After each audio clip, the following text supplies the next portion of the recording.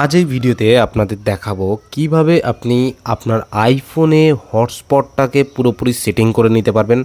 তো এর জন্যে কিছু বেসিক ধারণা কিন্তু অবশ্যই আপনার জানা প্রয়োজন। তো আমরা যখন নোটিফিকেশান প্যানেলটা নামাবো, দেখুন এখানে আপনাকে একটা ইনফরমেশান দিই, আপনার যদি মোবাইল ডেটা অফ থাকে তাহলে কিন্তু কোনোভাবেই আপনি আইফোনের হটস্পটটাকে আপনি অন করতে পারবেন না। আর অ্যাডিশনালি দেখুন, হটস্পট যখন অন করা হচ্ছে তখন কিন্তু ওয়াইফাইটা অটোমেটিকলি অফ হয়ে যাবে, মানে ওয়াইফাই থিয়েটারিং যে সিস্টেমটা সেটা কিন্তু আইফোনে কাজ করে না। তো যখনই আপনি হটস্পট অন করবেন ওয়াইফাইটা কিন্তু অটোমেটিকলি ডিসকানেক্ট হয়ে যাবে। তো এবার চলে আসি আমরা আইফোনের সেটিংসে গিয়ে এখানে দেখুন একটা রো রয়েছে পার্সোনাল হটস্পট। তো এই পার্সোনাল হটস্পটে যদি আমরা ট্যাপ করি এখানে কিন্তু অনেকগুলো অপশান দেখাবে, অ্যালাউ আদার টু জয়েন। এই যে প্রথমে যে অপশানটা, এটা যদি আপনি ট্যাপ করেন তাহলে কিন্তু আপনার পার্সোনাল হটস্পট অন এবং অফ হবে। তো এখান থেকেও আপনি অন অফ করতে পারেন, আবার নোটিফিকেশান প্যানেল থেকেও কিন্তু অন অফ করে নিতে পারেন।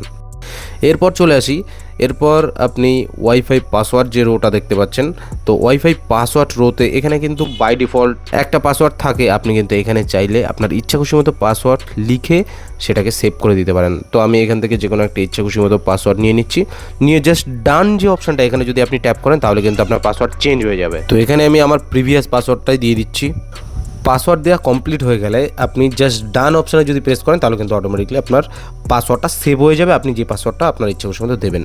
এবারে দেখুন নিচে একটা অপশান রয়েছে ম্যাক্সিমাইজ ক্যাপাবিলিটি। তো এই ম্যাক্সিমাইজ ক্যাপাবিলিটি সম্পর্কে অবশ্যই কিন্তু আপনাদের জানা প্রয়োজন। এই ম্যাক্সিমাইজ ক্যাপাবিলিটিটা কী? দেখুন, আমরা যখন আইফোন থেকে হটস্পট শেয়ার করি, যাকে শেয়ার করছি তার কাছে 2.4 গিগাহার্জ, 5 গিগাহার্জ অথবা 6 গিগাহার্জে কিন্তু সে ওয়াইফাইটা কানেক্ট করতে পারে। যখন ওয়াইফাইটা কানেক্ট করে তখন কিন্তু তার ফোনে নেটওয়ার্ক স্পিড যখন বেড়ে যায়, আমাদের ফোনে কিন্তু তখন নেটওয়ার্ক স্পিড কমে যায়। তো আমরা এই ম্যাক্সিমাইজ ক্যাপাবিলিটি যদি অন করে দিই তখন কিন্তু অটোমেটিকলি তার ফোনে 5 গিগাহার্জ বা 6 গিগাহার্জে যদি চলে সেটা কিন্তু 2.4 গিগাহার্জে কনভার্ট হয়ে যায়। তখন কী হয়, তার ফোনে নেটওয়ার্ক স্পিড একটু স্লো আসে, বাট আমাদের ফোনে কিন্তু নেটওয়ার্ক স্পিডে কোনো কম্প্রোমাইজ হয় না। তো আপনি কিন্তু এরকম এই ম্যাক্সিমাইজ ক্যাপাবিলিটি অন করে যখন আপনি নেট শেয়ার করবেন তখন কিন্তু তার যে স্পিড সেটাকে কিন্তু কন্ট্রোল করতে পারবেন। দেখুন আমি এই যে আমার পাশের ফোনটাতে কানেক্ট করেছি, এখানে দেখাচ্ছে 2.4 গিগাহার্জ অবলিক 5 গিগাহার্জ, মানে আমার ফোনটা 5 গিগাহার্জ পর্যন্ত সাপোর্ট করে ওয়াইফাইতে। তো আমি যখন ম্যাক্সিমাইজ ক্যাপাবিলিটি অন করলাম, দেখুন এখানে রিফ্রেশ যদি করি এখানে কিন্তু আর কিছু শো হচ্ছে না, কিন্তু এটা স্লো নেটওয়ার্কে কনভার্ট হয়ে গেছে। এখানে 2.4 গিগাহার্জে কিন্তু রান হচ্ছে ওয়াইফাইটা। তো এইভাবে কিন্তু আপনি ম্যাক্সিমাইজ ক্যাপাবিলিটিটা অন করে যাকে আপনি শেয়ার করবেন তার ডেটা স্পিডটাকে কিন্তু কন্ট্রোল করতে পারবেন। এছাড়াও আপনি আইফোন থেকে কিন্তু আপনার ব্লুটুথের মাধ্যমে কিন্তু কম্পিউটারের সাথে পেয়ার করে সেটা কিন্তু কানেকশান করতে পারেন, মানে নেট শেয়ার করতে পারেন। এছাড়াও ইউএসবি মাধ্যমে কিন্তু ইন্টারনেট শেয়ার করা সম্ভব।